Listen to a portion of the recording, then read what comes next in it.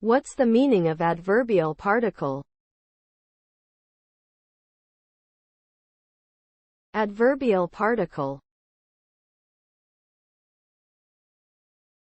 Adverbial particle.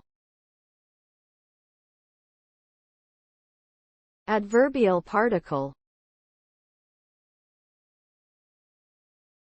Adverbial particle. Adverbial particle.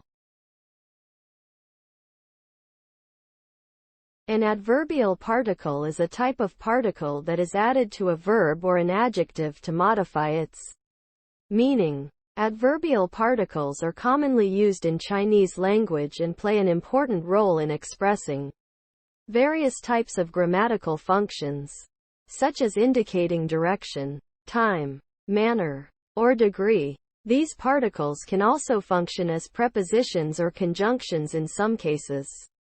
Overall, adverbial particles serve to enhance the meaning and nuance of sentences, making them more precise and expressive.